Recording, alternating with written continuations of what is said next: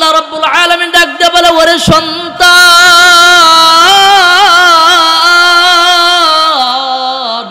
তোর মা তোর বাপ তোর প্রতি কি দয়া করেছে একটু শোন। আমি আল্লাহ রাব্বুল আলামিন আমার নবীর মাধ্যমে জানালাম, সালাসু দাওয়াতিন মুস্তাজাবাতিন লা শাক্কা ফীহিন্না। এই দুনিয়াতে 3 শ্রেণীর মানুষ আছে যাদেরকে আল্লাহ এমন এক পাওয়ার দিয়েছে, এই পাওয়ার পৃথিবীর কোনো মানুষকে দেয় নাই। 1 নাম্বার হলো মাজলুম ব্যক্তি, নির্যাতিত ব্যক্তিকে আল্লাহ তাআলা পাওয়ার দিয়েছে। 2 নাম্বার হলো মুসাফির ব্যক্তিকে। 3 নাম্বার হলো মা বাবাকে একটা পাওয়ার দিয়েছে। সেই পাওয়ার হলো মা বাবা যদি সন্তানের জন্য দোয়া করে, বদদোয়া যদি করে, নামাজ পড়ে না, বাপ মা জীবনও পশ্চিম দিকে ফিরে একটা সিজদা দিয়ে দেখে নাই, জীবনও আল্লাহরে ডাকে নাই, এরপরে ওই বাপ মা যদি সন্তানের জন্য কোনো কিছু চায় আল্লাহর কাছে, হাত তোলার দরকার হয় না। আল্লাহর নবী ডাক দিয়া বলেন, ওই দোয়া আল্লাহ কবুল করে, কোনো সন্দেহ নেই। আল্লাহু আকবার। আল্লাহর ঘর বাইতুল্লাহর একজন গেস্ট ইমাম আদিল আল কলবানী, দেখতে লোকটা কালো কালো। ওই লোকটা একদিন টক শোতে এসে বলল, আমি মক্কার কাবার ইমাম হয়েছি আমার মার বদদুয়ার কারণে। কয় কিভাবে? কয় আমি বাইরে ঘোরাফেরা করতাম, আমার মা একদিন রাগ করে বলে, পড়াশোনা যদি করতে না মনে চাই, ঘরে যদি থাকতে না মনে চাই, যা ওই কাবার গিয়ে ইমামতি কর। এই জন্য আমার মার বদদুয়ার কারণে আল্লাহ রাব্বুল আলামিন কিছুদিনের জন্য হলেও আমাকে আল্লাহর ঘরের ইমাম বানায়া দিয়েছে। আর আমাদের মধ্যে অনেক বাপ মা আছে, সন্তান যদি পড়াশোনা না করে, ঘরে যদি না আসে, ডাক দিয়া কয় পড়াশোনা ভালো না লাগলে মানুষের বাড়ি গিয়া কাম কর, অথবা গিয়া রিক্সা চালা। ঠিক কিনা? আচ্ছা বলেন তো, আপনার আমার পোলাপান যদি রিক্সা চালায় ভাল লাগবে? রিক্সা চালকের বাপ বললে কি ভাল লাগবে? আপনি যদি বদদোয়া করতে হয়, কন্যা রাগ করে যা, পড়াশোনা যদি ভালো না লাগে গিয়ে প্লেন চালা, এটা কন্যাকে এটা কইলেও তো যদি আল্লাহ তাআলা আপনার রাগের কারণে আপনার বদদোয়া যদি কবুল করে লয়, আপনার ফলা তো পাইলট হয়ে যাবে। ঠিক কিনা? পড়াশোনা ভালো লাগবে না, বাইরে ঘুরাঘুরি করে মাতবরি করে, যাও গিয়ে রাষ্ট্র চালাও, তাইলে তো রাষ্ট্রপতি হয়ে যেতে পারে। ঠিক কিনা? সম্মানিত হাজির, সন্তান হই আমরা সেই বাপ মাকে মূল্যায়ন করি না। আল্লাহ তাআলা বাপ মাকে এত মূল্য দিয়েছে, এবার দেখেন আমরা করি যেই সন্তান, যেই বাপ মাকে আল্লাহ তাআলা এমন একটি পাওয়ার দিয়েছে, আজকে আপনি প্রতিষ্ঠিত হয়ে গিয়েছেন, এত সম্মানের অধিকারী হয়েছেন, মানুষ আপনাকে মূল্যায়ন করে, মানুষ আপনাকে এত সম্মান করে, আল্লাহ এত টাকা দিয়েছে, এত সম্মান দিয়েছে, এমনি এমনি আপনি মনে করছেন আপনার নিজের যোগ্যতার কারণে হয়েছে। না না, আপনার যোগ্যতার কারণে হয় নাই। ওই যে আপনার মা আপনার বাবা নিজে না খেয়ে না পড়ে তারপরে আপনার জন্যেই টাকাগুলো জোগাড় করেছে, জীবনে খেয়াল করেন না। এখন প্রতিষ্ঠিত হয়ে গিয়েছেন, আর নিজের বাবাটাকে দেখতে জীর্ণ শীর্ণ, দেখতে সুন্দর দেখা যায় না, কিন্তু আপনি যদি ওই বাবাটাকে একটু সামনে নিয়ে যান, ওই মাটাকে যদি একটু সামনে নিয়ে যেতে পারেন, আল্লাহ রাব্বুল আলামিনের আরশে আজিম খুশি হয়ে যাবে। যেই সন্তানের বাপ মা সন্তানের প্রতি খুশি থাকে, ওই সন্তানকে এই দুনিয়াতে আল্লাহ 2টা সম্মান দিবে। একটা হলো মানুষ তাকে ভালোবাসবে, মানুষ তাকে সম্মান দিবে। আরেকটা হলো দুনিয়াতে কোনো দিন অর্থনৈতিক অভাবের মধ্যে পড়বে না। আল্লাহু আকবার। যদি বাপ মাকে সম্মান করে আর বাপ মার জন্য খরচ করে, তাহলে এই 2টা। আপনার বাবাটাকে আপনি কি এরকম সবসময় সামনে রাখছেন? সামনে রাখতে পেরেছেন? একজন সন্তানের অন্তরটাতে এরকম হবে, আপনার আব্বা আপনার সন্তানের জন্য, আপনার যেরকম সন্তানের একটু মাথাটা গরম, আপনি পাগল হয়ে যান ডাক্তার থেকে ওষুধ আনার জন্যে, আপনার বাবার জন্য, আপনার মায়ের জন্য এই পাগলামিটা, এই টানটা আপনার অন্তরে তৈরি হয়েছে। যদি না হয়ে থাকে তাহলে মনে রাখবেন আপনি এখনো আদর্শ সন্তান হতে পারেন নাই। আল্লাহর নবীর কাছে এক সন্তান এসে বলল, ইয়া রাসূলুল্লাহ, আমার বাবা আমার সকল সম্পদগুলো কেড়ে নিয়েছে। এবার রাসূলুল্লাহ ডাক দিয়ে বলল, তোমার বাবাকে ডাকো। আল্লাহ রাব্বুল আলামিন জিবরিল আলাইহিস সালাতু ওয়াস সালামকে পাঠালেন, একটা রায় দিয়েছে। জিবরিলকে বললেন রাসূলের কাছে গিয়া বলেন, ইয়া রাসূলুল্লাহ, ওই বাবা যখন আসবে ওই বাবাকে জিজ্ঞেস করবেন তুমি মনে মনে সেই কথাগুলো কি বলেছিলা, যে কথাগুলো তোমার কান শুনে নাই, ওই কথাগুলো কি ছিল একটু বলো। আর এরপরে যখন কথা বলা শেষ হবে, এরপরে একটা রায় প্রদান করবেন। সেই রায় হলো আনতা ওয়া মালুকা লিআবিকা। এবার যখন বাবাকে নিয়ে আসে সন্তান আনার পরে জিজ্ঞেস করলো, আচ্ছা আপনি মনে মনে যেই কথাগুলো বলেছিলেন সেই কথাগুলো কি ছিল যেগুলো আপনার কান শোনে নাই? এবার বাবা ডাক দিয়ে বলে, ইয়া রাসূলুল্লাহ, আপনি তো জেনেই ফেলেছেন বিষয়টা, আর গোপন করব কি? আমি বলেছিলাম সন্তান যখন তার সম্পদ থেকে আমাকে বঞ্চিত করলো, আমার নামে যখন বিচার দিল, আমার নামে যখন অভিযোগ দায়ের করলো, তখন রসুলকে তিনি বললেন আমার সন্তানকে একটু জিজ্ঞেস করেন তো, আমি আমার পরিবার এবং তার ফুপু যারা আছে তাদের পেছনে খরচ করা ছাড়া আমি অন্য কোথায় খরচ করে একটু জিজ্ঞেস করেন। এটা হলো এক নাম্বার। নাম্বার দুই, আমি সেদিন বলেছিলাম সন্তান রে, এমন রাত অতিবাহিত হয়েছে, সারাটা রাত আমি ঘুমাই নাই, তোমার অসুস্থতার কারণে তোমাকে কোলে নিয়ে নিয়ে আমি সারা রাত হাঁটাহাঁটি করেছি, মনে হয়েছে যে রোগ অসুস্থ তুমি হও নাই, আমি নিজে অসুস্থ হয়ে গিয়েছি। বিষয়টা এমন ছিল, এমন অনেক রাত ছিল, আমি আর তোমার মা মিলে ঠান্ডার জায়গাগুলোতে আমরা শুয়েছি, কিন্তু তোমাকে একটু খুব সুন্দর কাপড় দিয়ে মুড়িয়ে রেখেছি যেন শীতের তীব্রতা তোমাকে কষ্ট না দেয়। এই কথাগুলো বলেছি। আর বলেছিলাম আজকে বাবা হিসাবে যদি আমাকে সম্মান তুমি নাই দিতে পারো, আমার হক যদি আদায় করতে নাই পারো, তাহলে অন্তত পক্ষে একজন প্রতিবেশী হিসাবে প্রতিবেশীর যে হক আছে সেই হকটা একটু আদায় করো। কারণ আমি একজন প্রতিবেশী, তোমার এই প্রতিবেশী হিসাবে আমার কিছু হক আছে, এগুলো ন্যূনতম আদায় করো। প্রতিবেশীর হক কি? আল্লাহ রাসূল সাল্লাল্লাহু আলাইহি ওয়াসাল্লাম বলেছেন যে তুমি যদি বাড়িতে কিছু রান্না করো তাহলে একটু ঝোল বাড়ায় দাও। কেন? কারণ তোমার রান্নার ভালো কিছু রান্না করছে, এই যে গ্রানটা প্রতিবেশীর বাড়িতে গিয়েছে, ওই বাড়ির মানুষের তো একটু খেতে মন চায়, কিন্তু দেখা যায় তার বাড়িতে গোশত কেনার মতো কোনো সামর্থ্য নাই। এখন তোমার বাড়িতে যে তোমার বাপ তোমার প্রতিবেশী, তারও তো একটু মন চায় ওই মানুষটা যদি নাও খাইতে পারে তার একটু তুমি দাও প্রতিবেশী হিসাবে। বাপ হিসাবে দিচ্ছ না, কিন্তু একটু প্রতিবেশী হিসাবে দাও। আল্লাহ নবী ডাক দিয়ে বলে, সন্তান রে, আল্লাহ রাব্বুল আলামিন রায় দিয়েছি আনতা ওয়া মালুকা লিআবিকা,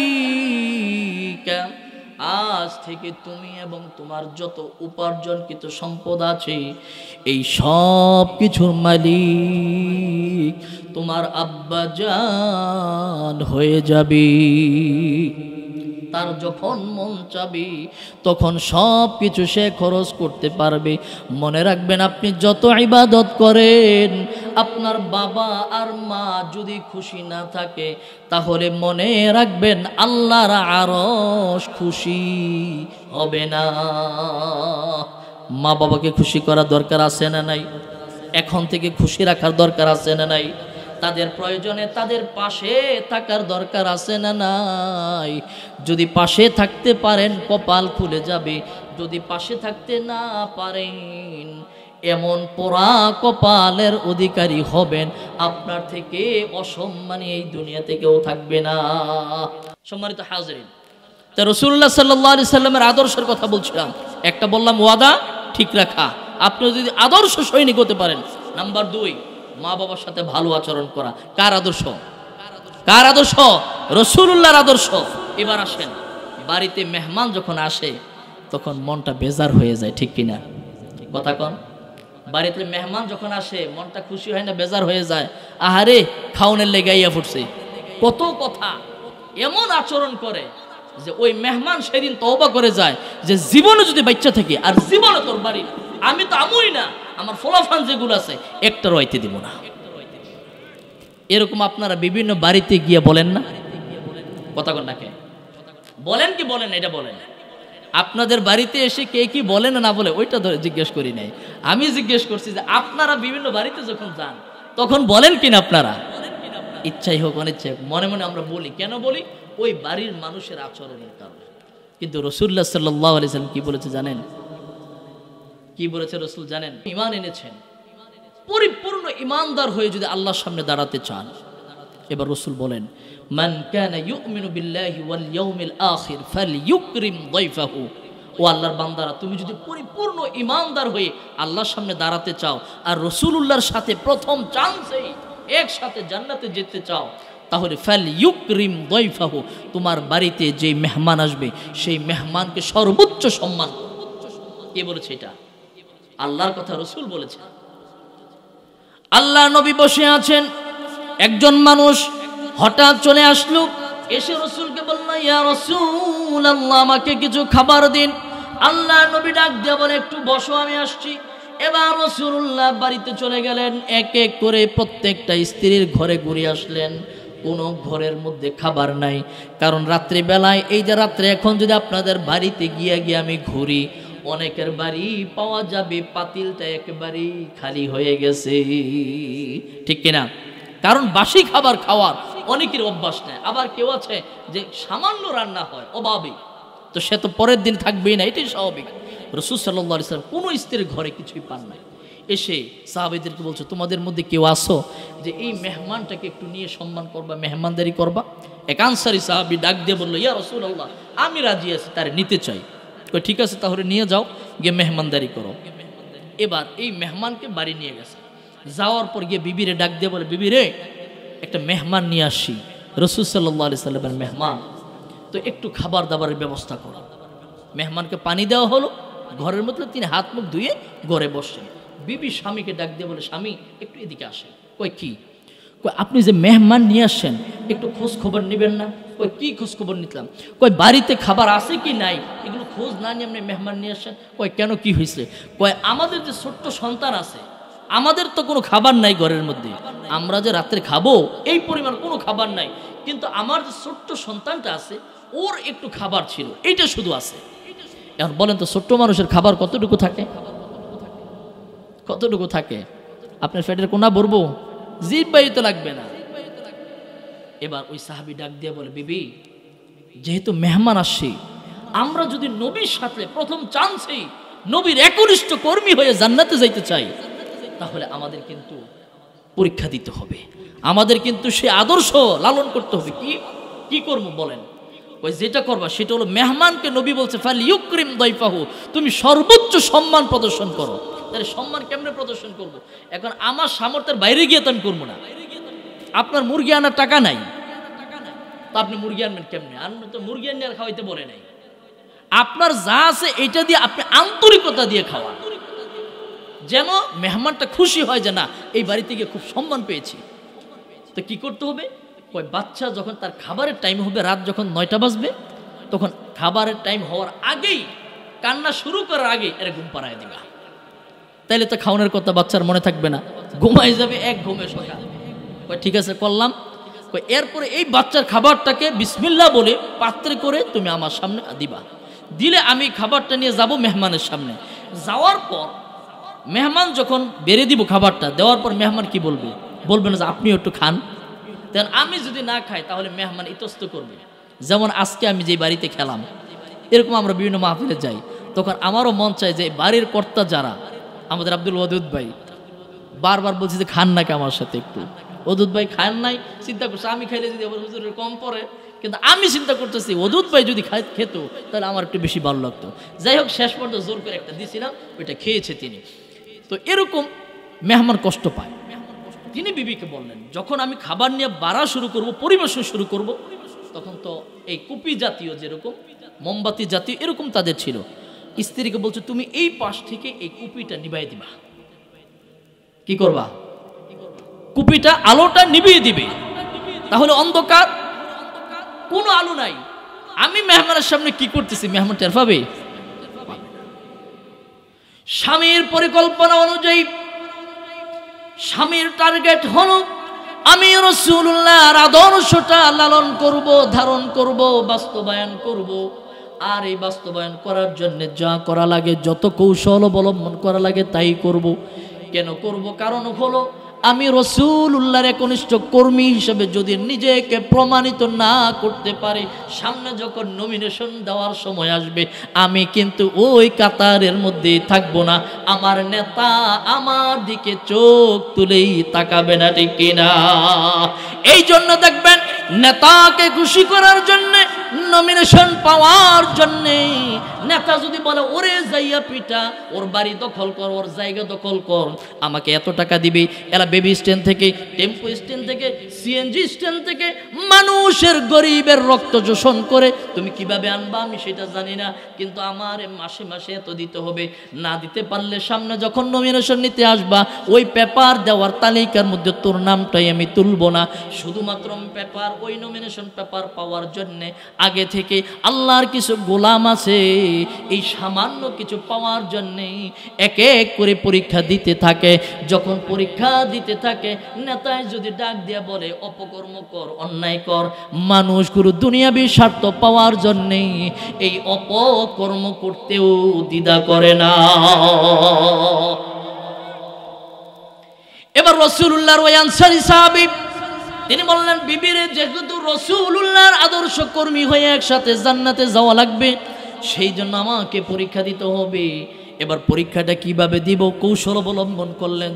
বিবি যখন খাবার দিল, খাবার নিয়ে যখন সামনে গিয়েছে, বিবি টুস করে এই পাশ থেকে আগুনটা নিভিয়ে দিয়েছে। চারদিকে ঘুট ঘুটে অন্ধকার, কি পরিমাণ খাবার পাত্রের মধ্যে আছে মেহমান দেখতে পায় নাই। কারণ মেহমান যদি দেখতো আলোর মধ্যে সামান্য খাবার, মেহমান নিজেই লজ্জা করে কিন্তু খেত না। এবার বাড়ির মালিক ওই আনসারী সাহাবী তিনি পাত্র থেকে খাবারগুলো সম্পূর্ণ মেহমানের প্লেটে দিয়ে দিলেন। দেওয়ার পরে মেহমান ডাক দিয়ে বলে, ভাইজান আপনি বুঝি সব আমারে দিয়ে দিয়েছেন, আপনি বুঝি নিজের জন্য কিছুই রাখেন নাই। এবার মেহমানকে আরো সম্মান দেওয়ার জন্য আনসারী সাহাবী ডাক দিয়ে বলে, ভাই ঠিক আছে আপনি খান, আমিও খাচ্ছি। এবার তিনি প্লেট থেকে, প্লেটের মধ্যে কিছুই নাই, কিন্তু চামিচ দিয়ে ওই যে প্লেটের মধ্যে খালি আওয়াজ করে আর বুঝায় আমি প্লেট থেকে ভাত নিচ্ছি, তরকারি নিচ্ছি, সব নিচ্ছি। নিয়ে এবার কিছুক্ষণ পরে মুখের মধ্যে আওয়াজ করে, খাওয়ার আওয়াজ করে, বুঝায় যে আমি খাচ্ছি। যখন তৃপ্তি সহকারে খাওয়া হলো, বুঝতে পারলো মেহমান হাত ধুয়ে ফেলেছে। এবার ওই সাহাবীও হাত ধুলো। দেওয়ার পর এবার যখন রাত হয়ে গিয়েছে তারা ঘুমিয়ে গেল। সকালবেলা ফজরের সময় উভয়ে চলে গেল মসজিদে নববীতে রাসূলুল্লাহর পেছনে নামাজ আদায় করার জন্যে। নামাজ শেষ করে রাসূল দুই দিকে সালাম ফিরিয়ে সাহাবীদের দিকে একটু ফিরে বসে কেন কোনো সাহাবীর কোনো কথা আছে কিনা। এবার ওই আনসারী সাহাবীকে ডাক দিয়ে রাসূলুল্লাহ বলেন, ও সাহাবী একটু এদিকে আসো, কথা আছে। নবী যখন ডাক দিছে সাহাবীর রূহ যেন বের হওয়ার উপক্রম। আহারে মেহমান বুঝি সন্তুষ্ট হয় নাই, মেহমানের সম্মান বুঝি পালন করতে পারি নাই, সম্মান দিতে পারি নাই। আহারে নবী বুঝি রাগ হয়ে গিয়েছে।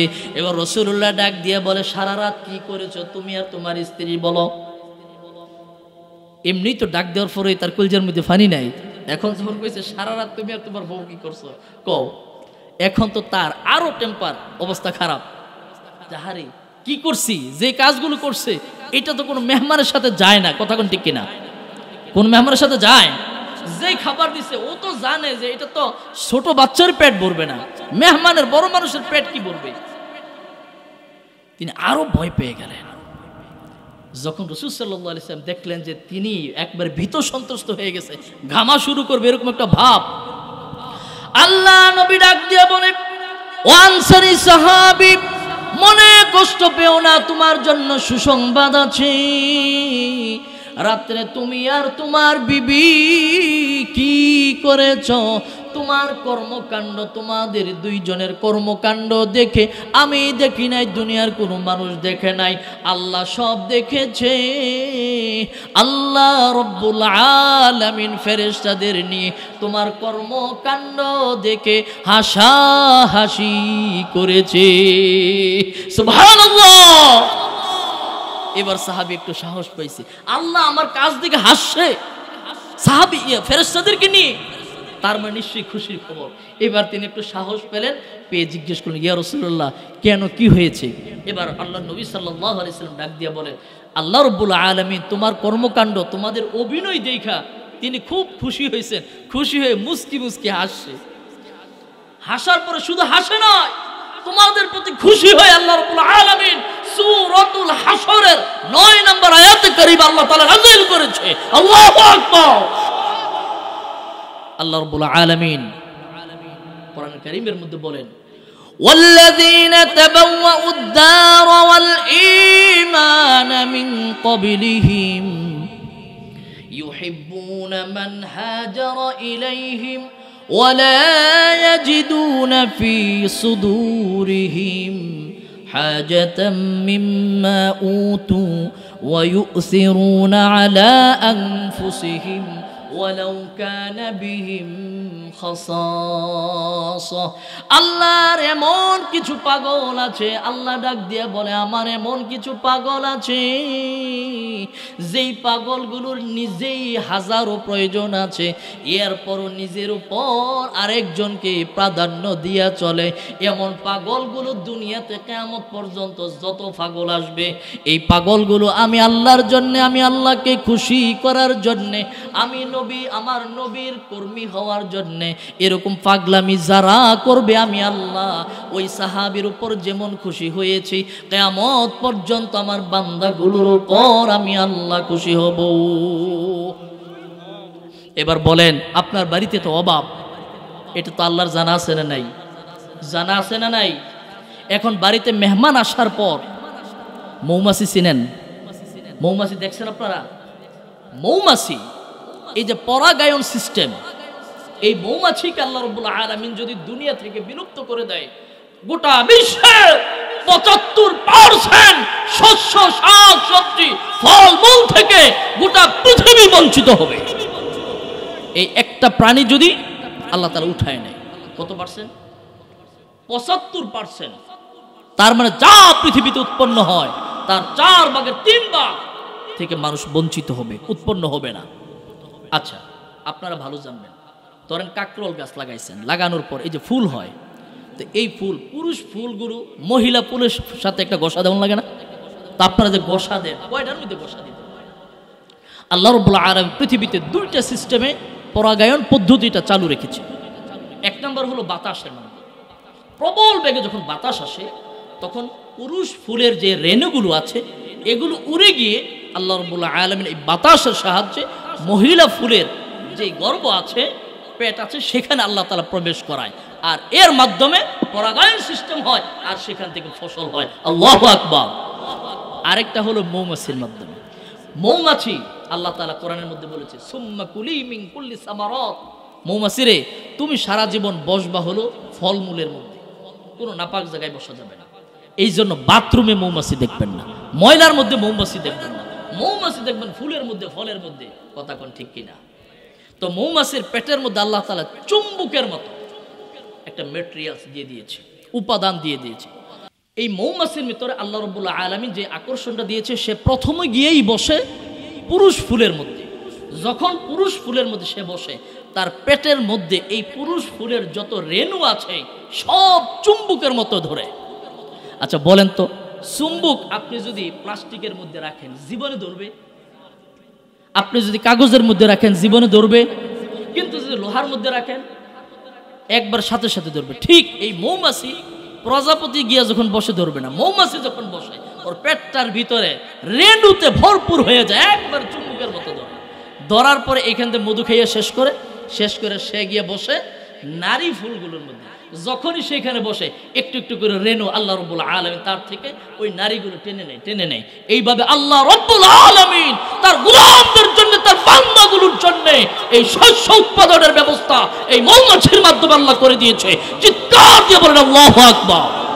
এত দয়া তার বান্দাগুলোর প্রতি করেছে, এরপরও এই বান্দাগুলো আল্লাহকে না ডেকে, আল্লাহর বিধান সমাজের মধ্যে প্রচার এবং প্রতিষ্ঠা না করে, আল্লাহর বান্দা যারা আছে তাদের বিধান, তাদের কথা, তাদের আদর্শ সমাজের মধ্যে কায়েম করার জন্যে নিজের অর্থ, নিজের বক্তব্য, শক্তি, সামর্থ্য, প্রভাব, প্রতিপত্তি সব কিছু খরচ করে। কথা কোন ঠিক কিনা? আপনাকে আল্লাহ রাব্বুল আলামিন এই জমিনের মধ্যে প্রভাব দিয়েছে, অর্থ দিয়েছে, শক্তি দিয়েছে আল্লাহর কথাগুলো প্রচার করার জন্য। আপনি কয়দিন করছেন? অথচ অমুক নেতা, তুমুক নেতা, অমুক মানুষ, তুমুক মানুষের কথাগুলো আপনি সমাজের মধ্যে প্রচার করার জন্য মুখটাকে ফাটায় ফেলেন। জবাব আল্লাহর কাছে দিতে হবে। আপনি না নবীর কর্মী হতে চান? সেই নবীর কথাগুলো কয়দিন বলছেন? যারা বলে এদের সাথে কয়দিন ছিলেন বলেন তো ভাই? কয়দিন বলছেন? কাজেই সাবধান হয়ে যান। আল্লাহ রাব্বুল আলামিন বলেছেন, ইয়াউমা নাদউ কুল্লা উনাসিম বিইমামিহিম। কিয়ামতের দিন আল্লাহ তাআলা প্রত্যেকটা কর্মীকে তার নেতা সহ ডাকবে। কারে সহ ডাকবে? তো যার নেতা মানুষ, হেরে ডাকবে কারে সহ? কারে সহ? যার নেতা, যে দুনিয়াতে নবীর নেতা বানাইছে, তারে ডাকবে কারে সহ? নবীরে সহ। কাজেই কারে নেতা বানাবেন, কার পক্ষে স্লোগান দিবেন, একটু হুশ কইরা। আচ্ছা বলেন তো, নামাজের মধ্যে ইমাম সাহেব আল্লাহু আকবার বলে হাত বাঁধলো, বাঁধার পরে তেলাওয়াত করলেন। এবার ইমাম সাহেবের তেলাওয়াত শেষ, কাম কি? কন্যা কাম কি? রুকুতে যাবে। কিন্তু ইমাম সাহেব চিন্তা করলো মুসল্লিরা এত ব্যস্ত, রুকু বাদ, ডাইরেক্ট আল্লাহু আকবার করে সিজদায় গেছে। হবে না? আপনারা কি করবেন যদি আমি এই কাম করি? খুশি হবেন না? কেন খুশি হবেন না? কেন? চাকরি তখন শেষ হইতো না, লোকমা দিবেন পিছন থেকে, ঠিক কিনা? লোকমা মাইনা যদি ইমাম সাহেব ঠিক হয়ে যায়, তাহলে আনুগত্য চলবে কি চলবে না? কিন্তু লোকমা যদি না মাইনা গাউরামি করে চলতে থাকে, তাহলে নামাজ ঠিকই ছেড়ে দেবেন। ছেড়ে দিয়া এই হুজুরের কোনো দরকার, তার গার ধরে বাইক কর, আছে না নাই? মিছিল হবে কি হবে না? হবে কি হবে না? ইমাম সাহেব সভাপতির যত খাতিরের মানুষ হোক, এরপরও মিছিল হবে কি হবে না? এরপরে যে সভাপতি সাহেব গাউরামি কইরা, সেক্রেটারি গাউরামি কইরা যদি এরা দুইজনে মিলে ইমাম সাহেব হুজুরকে রাখে, এই হুজুর রাখছে, এই মসজিদে যাইতাম না, ঠিক কিনা? জনবিচ্ছিন্ন হয়ে যাবে। জনবিচ্ছিন্ন গোটা জাতি হয়েছে। যারাই কাজ করেছে আল্লাহ ছাড় দেন, কিন্তু ছেড়ে দেন না। জনবিচ্ছিন্ন করে আল্লাহর জমিন থেকে এমন ভাবে তাড়িয়ে দিয়েছে, তার আর মাথা তুলে দাঁড়ানোর কোনো ক্ষমতা নাই। আল্লাহ তাআলা বলেছে, কাম তারাকু মিন জান্নাতি ওয়া আয়ুন।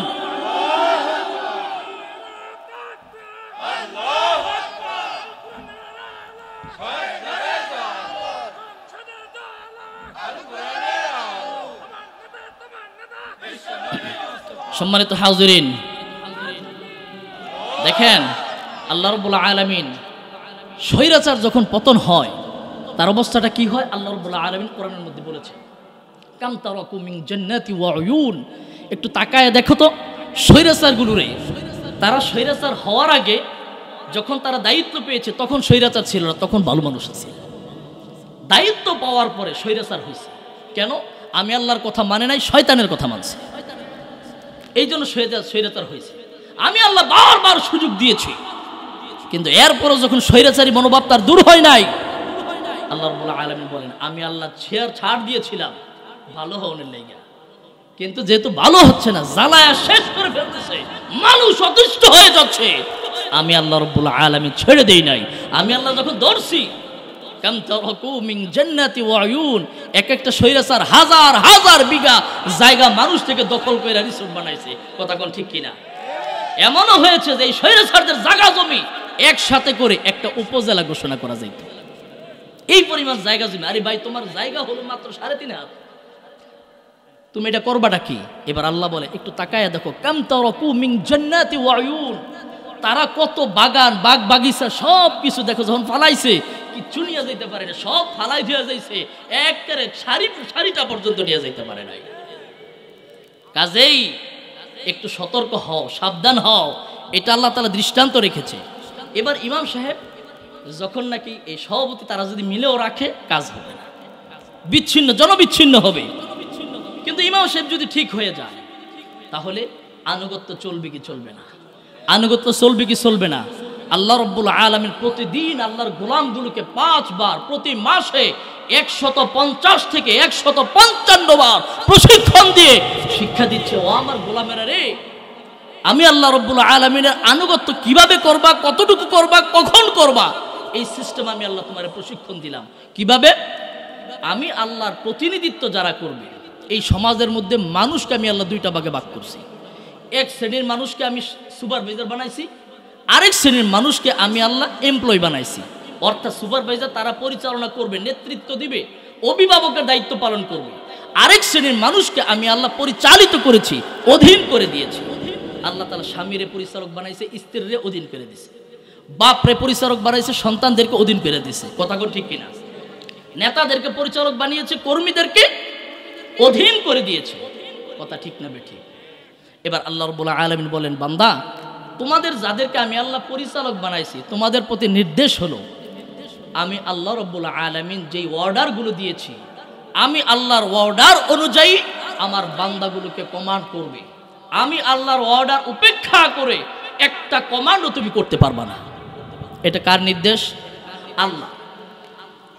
খলিফা আল্লাহ তাআলা বলেন তোমাদেরকে আমি খলিফা বানাইছি।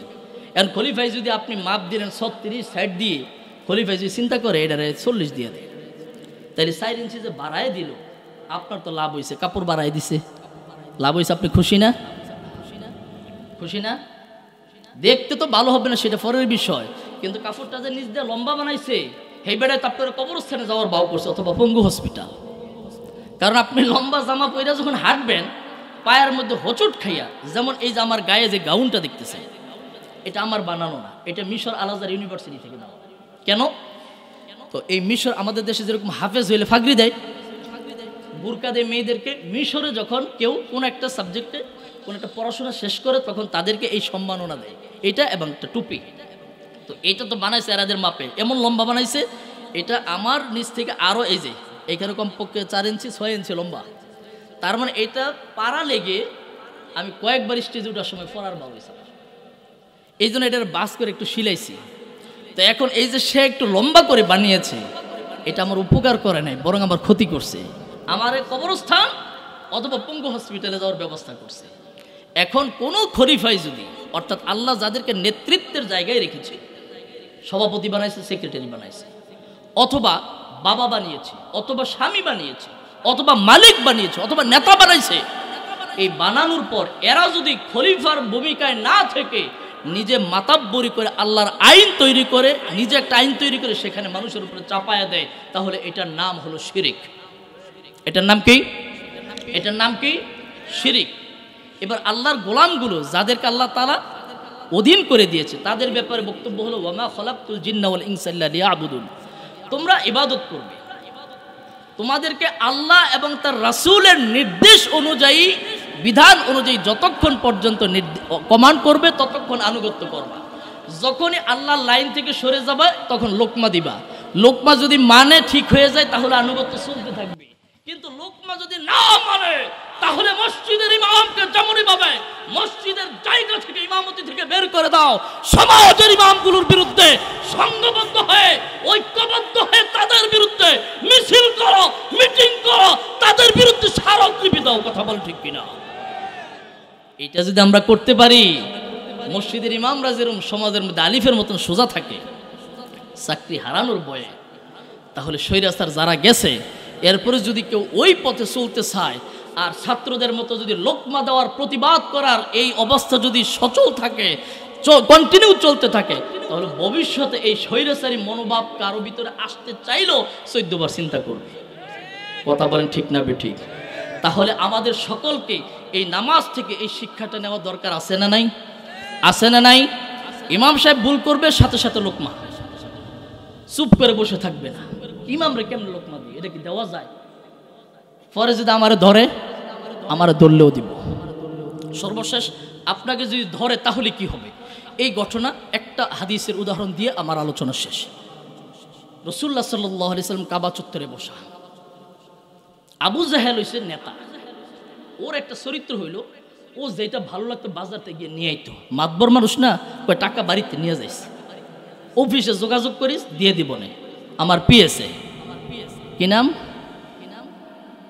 আলমগীরের মতো। তো এই কাম করে, যেটা তার ভালো লাগে কয় যে এটা বাড়িতে পাঠাই দে। এখন ওই বিক্রেতা যে সে চিন্তা করে, সে তো খুশি হয়, আরে নেতাই নিছে তাহলে ভালো দাম পাওয়া যাইব। তো এরকম এক বালক একটা ঘোড়া নিয়ে আসছে গ্রাম থেকে, আনার পর আবু জেহেলকেও চেনে না, মোহাম্মদকেও চেনে না। বালক আবু জেহেল গেছে বাজারও, যাওয়ার পর ঘোড়াটা দেখে খুব পছন্দ হয়েছে, ওই পাঠাই দে বাড়িতে, দাম দেন। ওই বেটা চিনস কেটা, চিনস না, নাম শুনস নাই, রাষ্ট্রপতি, রাষ্ট্রপতি তোমার ঘোড়া নিছে। বাচ্চা মানুষ তো খুব মহা খুশি, ভালো দাম পাওয়া যাইব। বাড়িতে গেছে দামের জন্য, বিকালে আসো, নেতা এখন ব্যস্ত আছে, মিটিংয়ে আছে। বিকালে গেছে, ওই নেতাই তো বাড়িতে নাই, কই জানি গেছে কাজে, আসতেছে পরে নিয়ে কতন বই থাকে, বৈশা রয়েছে, রাত হয়ে যাইতেছে, খবর নাই। নেতা আইছে, নেতা এখন সারাদিন পরিশ্রম করে আসছে, মিয়া তোমার টেহা লেগে এখন নেতা তোমার সময় দেবো, নেতা এখন রেস্টে যাবে, ঘুমাও, সকালে আইসো। সকালে আইসে, আসার পরে তুমি তো মিয়া বড় জ্বালাতন করতেছ, দিন নাই, সকাল নাই, রাত নাই, মানুষ বুঝো না, তোমার মতো আজানে থাকে নাকি নেতায়? তুমি মেয়ে সকালে নাই, বিকালে নাই, সমানে তুমি এসে জ্বালাও, কি দিছো মেয়ে? একটা ঘোড়া দিছো, যাও পরে আসো। চিন্তা করেন, গেছে গা। আবার আইসে রাসূল সাল্লাল্লাহু আলাইহি সাল্লাম কাবা চত্বরে বসা, আরেক পাশে নেতার বাড়ির সামনে কিছু লোক বসা থাকে না, যা বলার সেটা আপনারা কই। আমগো বাড়িতে সামনে দেখছি, আমার বাড়ির সামনে কিছু মানুষ বসা থাকে না, আল্লাহর কিছু মাখলুক বসা থাকে। ওরা আমরা যখন খাবার টাবার খাই, ওরা খাবারের অপেক্ষায় থাকে, হাড্ডি উড্ডি দিয়ে দিলে ওরা দৌড় দিয়ে খুশি হয়ে চলে যায়। তো এরকম কোনো কাম নাই, তারে আল্লাহ শক্তি দিছে, কাম করতে পারে, কাম টাম না করে ওখানে বয়ে থাকে, কিছু দিলে খুশি হয়ে নিয়ে দৌড় দেয়। নেতা যদি যা করতে পারে তা করে। এবার ওই মানুষগুলো দাঁড়ায় বলে, এই এদিকে আসো ছেলে, কি হয়েছে? কই এরকম এরকম ঘোড়া নিচে টাকা দেয় না। কই কাজ করো, ওই যে লোকটা বসে রয়েছে দেখছো? কই দেখছি। চিনো? কয় না চিনি না, এর নাম হয়েছে মোহাম্মদ, এর কাছে যাও, এ তোমারে এই টাকাটা আদায় করে দিবে। তাদের উদ্দেশ্য মূলত টাকা আদায় করা নয়, তাদের উদ্দেশ্য ছিল মুহাম্মদ সাল্লাল্লাহু আলাইহি সাল্লামের কাছে যখন যাবে, তখন মুহাম্মদ তো অবশ্যই যাবে, গেলেই তো খেলাটা জমে যাইব, মুহাম্মদকে অপমান করবে, লাঞ্ছিত করবে, অপদস্থ করবে, বাড়ি থেকে তাড়ায় দিবে, ঝগড়া হবে, প্রয়োজনে মারও দিতে পারে। এইটা দেখে তারা আনন্দ মিছিল করবে, উপভোগ করবে। এই কৌশল করে বালককে পাঠাইছে রসুলের কাছে। রসুল সাল্লাল্লাহু আলাইহি সাল্লামের কাছে যখন বালক গিয়ে কান্নাকাটি শুরু করলো, নবীর একটা নেতার একটা আদর্শ হলো, বৈশিষ্ট্য হলো, জীবনে কোনো মানুষ যখন নেতার কাছে আসে কোনো বিষয় নিয়ে, নেতা যদি হতে হয় তাহলে ওই মানুষটা কখনোই তাকে খালি হাতে ফিরাইয়া দেয় না, কিছুই দিতে পারে নাই, অন্ততপক্ষে তার কথাগুলো মনোযোগ দিয়ে শোনে। রাসূল সাল্লাল্লাহু আলাইহি সাল্লাম ওই বালকের কথা শুনলেন, দেখে বালকের চোখে পানি। রাসূল ডাক দিয়ে বলে, চলো। কেন চলো? কারণ আল্লাহ রাব্বুল আলামিন নবীকে বলেছে, কুনতুম খায়রা উম্মাতিন উখরিজাত লিন-নাস, নবী আপনাকে এবং আপনার উম্মতকে আমি শ্রেষ্ঠ জাতির মর্যাদা দিয়েছি। কাজ কি? তা'মুরুনা বিল মা'রুফ, সৎ কাজের কথাগুলো মানুষকে বলবেন, ওয়া তানহাউনা আনিল মুনকার। আপনার এবং আপনার উম্মতের কর্মসূচি হলো দুইটা, একটা হলো সৎ কাজের আদেশ করবে, আরেকটা হলো যখনই কোনো অন্যায় দেখবে, আপনার সাথে কর্মী থাকুক আর না থাকুক, আপনি একা হন আর দোকলা হন, যেই হন না কেন, আপনার করণীয় হলো আপনি সামনে আগায় যাবেন, অন্যায়ের প্রতিবাদ করবেন। অর্ডার কার? অর্ডার কার? এই অর্ডারটা কি শুধু নবীর জন্য খাস নাকি নবীর উম্মতের জন্যও? উম্মতের জন্য। যতদিন এই কর্মসূচি তারা পালনে অব্যাহত থাকবে, ততদিন আল্লাহ তাদের শ্রেষ্ঠ জাতির মর্যাদা অক্ষুণ্ণ রাখবেন। যখনই এই কাজ থেকে সরে যাবে, তখনই আল্লাহ তাআলা ওই বনী ইসরাইল জাতির মতো লাঞ্ছিত, অপমানিত, অপদস্থ করবে। কথা বলেন ঠিক কিনা? আল্লাহ নবী বালকের হাত ধরে আল্লাহ রাব্বুল আলামিনের নির্দেশ পালন করার জন্য আবু জেহেলের বাড়ির সামনে গিয়ে হাজির। ঘরের মধ্যে কোরআন এনেছে, দরজার মধ্যে আওয়াজ করেছে, ভিতর থেকে ডাক দেওয়া হলো, কে এসেছো? বিশ্বনবী ডাক দিয়ে বলে, আমি মুহাম্মদ ইবনে আব্দুল্লাহ ইবনে আব্দুল মুত্তালিব। আবু জেহেলের মেজাজ খারাপ হয়ে গিয়েছে, দরজাটা চট করে খুব আওয়াজ দিয়ে রাগের সাথে খুলেছে। খোলার সাথে সাথে যখনই বিশ্বনবী মুহাম্মাদুর রাসূলুল্লাহ সাল্লাল্লাহু আলাইহি ওয়াসাল্লামকে দেখেছে, সাথে সাথে একজন গরিব অসহায় কোন রাষ্ট্রের রাষ্ট্রপতি যদি দেখে, তার দেশের মধ্যে পৃথিবীর সবচেয়ে শক্তিধর মহাশক্তিধর কোন রাষ্ট্রপ্রধান তার দেশে আসে, ও যেইভাবে তাকে সম্মান প্রদর্শন করে, রাসূলুল্লাহকে দেখার সাথে সাথে আবু জাহেল সেই রকম সম্মান প্রদর্শন শুরু করে দিয়েছে। এবার রাসূলুল্লাহ ডাক দিয়ে বলে, আবু জাহেল রে, আপনার কাছে এসেছি এই যে বালক, আপনি ঘোড়া নিয়েছেন কিন্তু টাকা দেন নাই, মূল্য পরিশোধ করেন নাই, তার মূল্যটা ফেরত দেন। আবু জাহেল ডাক দিয়ে বলে, একটু দাঁড়াও, নিয়ে আসতেছি। তাড়াতাড়ি ঘরের ভিতর থেকে টাকাগুলো, পয়সাগুলো, দিনারগুলো নিয়ে এসে থলেটা সোজা ওই বালকের হাতে তুলে দিয়েছে। বালক খুশি মনে বিশ্ব নবীর সাথে হেঁটে হেঁটে চলে গেল। ওই যে বাড়ির সামনে কিছু উশৃঙ্খল ছেলে বসে আছে মজা দেখার জন্যে, মজা দেখে আশ্চর্য হয়ে গেল। এবার আবু জেহেল ডাক দিয়া কয়, নেতা, কি দেখার অপেক্ষায় ছিলাম, আর কি দেখালেন? কথা ছিল আপনি তার অপমান করবেন, লাঞ্ছিত করবেন, আর আপনি দি বিলাই হয়ে গেলেন, কি ব্যাপার? আবু জেহেল একটা ধমক দেয়া কয়, বেশি কথা কইস না। দরজাটা যখন খুলছি, খোলার পরে তাকায়া দেখি মুহাম্মদের দুই পাশে এমন দুইটা সৈন্য এমন অস্ত্র নিয়ে দাঁড়ায় আছে, আমার জীবনে আমি এমন অত্যাধুনিক অস্ত্র সহকারে কোন সুঠাম দেহের সৈন্য আমি দেখি না। মনে হলো আমি যদি খালি একটু না করতাম, না তো দূরের কথা, একটু টালবাহানা করতাম, অস্ত্র আমার পেটের ভিতরে ঢুকে যাইত। এই যে ভয় পেয়েছে, এবার ভয়টা পাইলো কেন? আচ্ছা বলেন তো, ভয়কে আবু জেহেলের পাওয়ার কথা না নবীর পাওয়ার কথা? নবীর পাওয়ার কথা। কেন? কারণ নবী যখন আবু জেহেলের কাছে গেছে, একা গেছে না দলবল নিয়ে গেছে? একা গেছে না দলবল নিয়ে?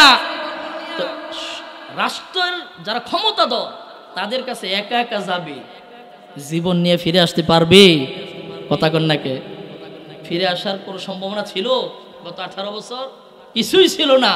এই জন্য মাঝে মধ্যে আমরা বের হইতাম, বিভিন্ন দল বের হইতো গোটা কিছু নিয়ে নিয়ে, অল্প কিছু নিয়ে, আবার যখন শুনে যে দূর থেকে আইতেছে এক এক দিকে ছুটতো। কেন? কারণ কোন জুলুম শুরু হয়ে যায়, আহারে জুলুম হইলো, পঙ্গুমঙ্গ হয়ে গেল, বাড়িতে থাকলাম ঠিক আছে, যদি গায়েব হয়ে যায় তো ফলাফল হারা জীবন কানবো যে বাপ বুঝি এই বুঝি ফিরে আসে, স্বামী স্ত্রীর অপেক্ষায় থাকবে, আমার স্বামী এই বুঝি ফিরে আসে, মা অপেক্ষায় থাকবে, আহারে আমার কলিজা যদি এহরে বুঝি ফিরে আসে। কথা কোন ঠিক কিনা? ভাইরা আমার, আল্লাহ রাব্বুল আলামিন সূরা আনফালের মধ্যে বলেছেন, ইয়া আইয়ুহান নাবিয়্যু হাররিদিল মুমিনিনা আলাল কিতাল। ও নবী, আপনাকে আমি বলছি, আপনি আপনার উম্মতগুলোকে, আমার বান্দাগুলোকে অন্যায়ের বিরুদ্ধে প্রতিবাদ সোচ্চার হওয়ার জন্যে, লড়াই সংগ্রাম করার জন্যে উদ্বুদ্ধ করতে থাকুন।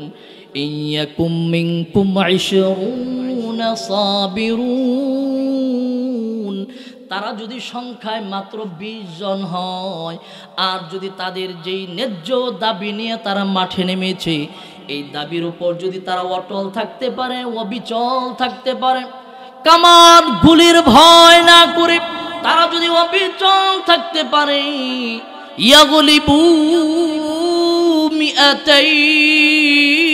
মিআতাইন, আমি আল্লাহ রব্বুল আলামিন ওই 20 জনকে 200 জনের মোকাবেলায় আমি আল্লাহ বিজয়ী করে দিব। আল্লাহু আকবার! কিভাবে বিজয় করবে একটু ভাবুন। সূরা ফিলের মধ্যে আল্লাহ বলেন, আসহাবে ফিল হস্তি বাহিনীর ঘটনার দিকে একটু খেয়াল করো। আব্রাহা যখন কাবা ঘরটা ধ্বংস করার জন্য তার হস্তি বাহিনী নিয়ে এসেছে, এবার আমি আল্লাহ ওয়া আরসালা আলাইহিম তায়রান আবাবিল, আমি আল্লাহ রাব্বুল আলামিন ঝাঁকে ঝাঁকে পাখি পাঠালাম। আব্রাহা আমার পাখিগুলো দেখে তামাশা করেছিল, তাচ্ছিল্য করেছে, আহারে এই বুঝি অস্ত্র। এরপরে পাখির ঠোঁটের মধ্যে ছোট্ট একটা ছোলা বুটের মতো, চনা বুটের মতো পাথর, পায়ের মধ্যে একটু পাথর, এই পাথর দেখে সে অট্ট হাসিতে ফেটে পড়েছিল। কেন?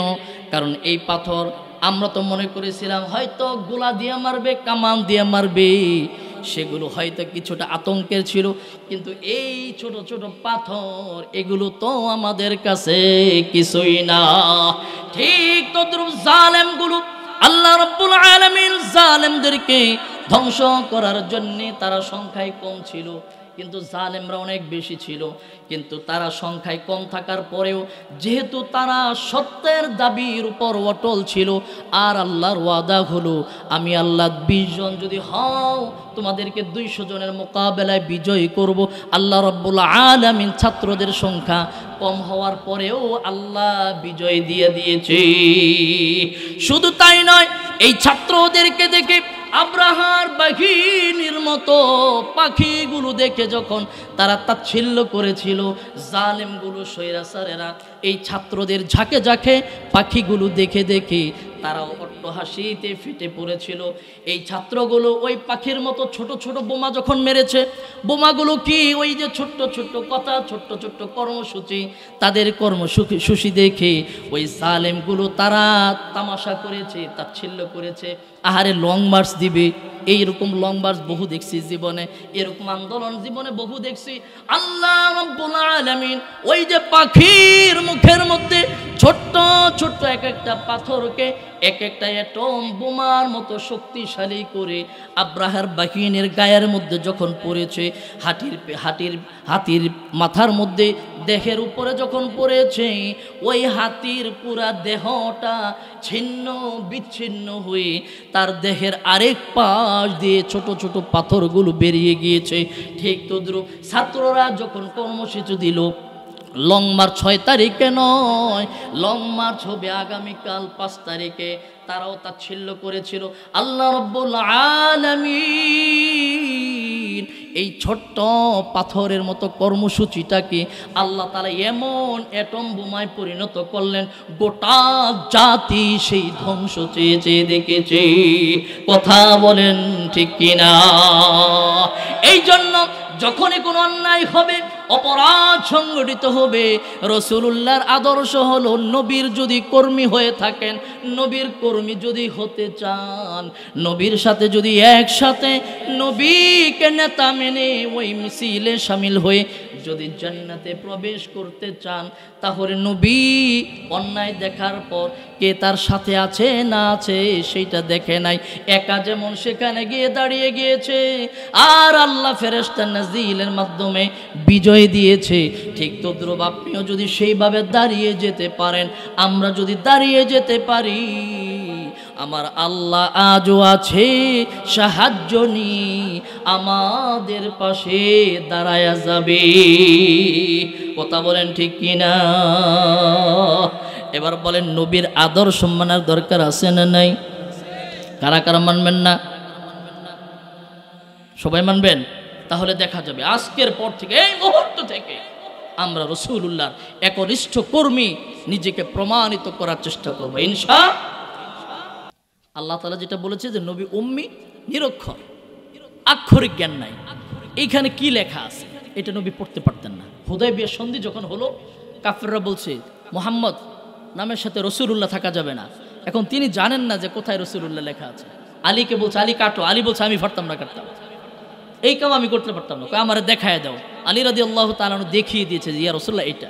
রাসূল সাল্লাল্লাহু আলাইহি ওয়াসাল্লাম একটানে কেটে দিয়েছে, তার মানে তিনি অক্ষর চিনতেন না।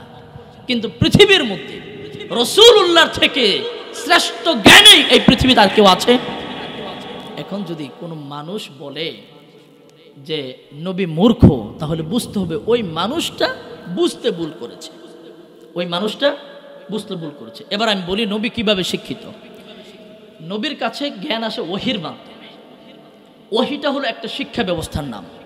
আমাদের দেশে যেরকম শিক্ষা ব্যবস্থা আছে, শিক্ষা গ্রহণ করতে হলে শিক্ষক লাগে, বেঞ্চ লাগে, প্রতিষ্ঠান লাগে, খাতা কলম লাগে, ঠিক ওহিটা হলো একটা শিক্ষা ব্যবস্থা। এই শিক্ষা ব্যবস্থার সিস্টেম হলো শিক্ষক আর ছাত্র ছাড়া পৃথিবীর কোনো উপকরণ এখানে নাই। শিক্ষক আর ছাত্র ছাড়া পৃথিবীর কোনো উপকরণ এখানে নাই। শিক্ষক হলেন আল্লাহ তাআলা, তিনি শিখান, জিবরিল আলাইহিস সালাতু ওয়াস সালামের মাধ্যমে সরাসরি নবীর কাছে পৌঁছিয়ে দেন। পৃথিবীর কোনো উপকরণ এখানে নাই। কথা বুঝতে পেরেছেন? কাজেই আমার নবী মূর্খ না। যদি কেউ বলে যে মূর্খ, একটা হচ্ছে গাউরামি করে কয়, তাহলে তার ঈমান থাকবে না। যদি গাউরামি করে বলে তাহলে তার ঈমান থাকবে না। কিন্তু কেউ যদি বলে, তাহলে ওনার যদি বুঝে না আসে, আল্লাহ রাব্বুল আলামিনের বক্তব্য হলো মা তারা ফি খালকির রহমান মিন তাফাউত। আমি আল্লাহর রহমানের সৃষ্টির মধ্যে কোনো অসঙ্গতি, কোনো ত্রুটি পাবে না। যদি এরপরও তোমার কাছে ত্রুটি মনে হয়, ফারজিল বাসরা কাররাতাইনি ইয়ানকরিব ইলাইকাল বাসর, তুমি বারবার বিষয়টা একটু যাচাই করো, একটু শিখো, জানতে চাও, তোমার কাছে সমাধান হবে। কিন্তু এরপরও দেখবা যে তুমি ভুলের মধ্যে আছো, আল্লাহ তাআলার সিস্টেমের মধ্যে, আইনের মধ্যে কোনো ভুল নাই। কাজেই যদি কেউ এরকম চিন্তা করে যে নবী মূর্খ, তাহলে বুঝতে হবে তার জানার মধ্যে, বুঝার মধ্যে ত্রুটি আছে। তার করণীয় হলো এটা জানতে চাওয়া, শিখতে চাওয়া। সবাই বলে নবী শিক্ষিত, কিন্তু তিনারা বলতেছেন নবী মূর্খ। এরপরও যদি গৌরবী করে বলে যে, এরপর এই আলোচনার পরেও যদি তিনি বলেন যে না নবী মূর্খ, তাহলে তার ঈমান থাকবে না, সে ঈমানের কাতারের মধ্যে নাই। কথা বলছেন? তাহলে নবী শিক্ষিত। নবী শিক্ষিত হয়েছেন কার মাধ্যমে? আল্লাহ রাব্বুল আলামিনের মাধ্যমে। আল্লাহ কিভাবে শিখালেন? ওহির মাধ্যমে। ওহি হলো একটা শিক্ষা ব্যবস্থা, যেটা শিক্ষক আর ছাত্র ছাড়া পৃথিবীর কেউ জানে না। তাহলে বিষয়টা ক্লিয়ার? আল্লাহ রাব্বুল আলামিন আমাদের বুঝবার তৌফিক দিক।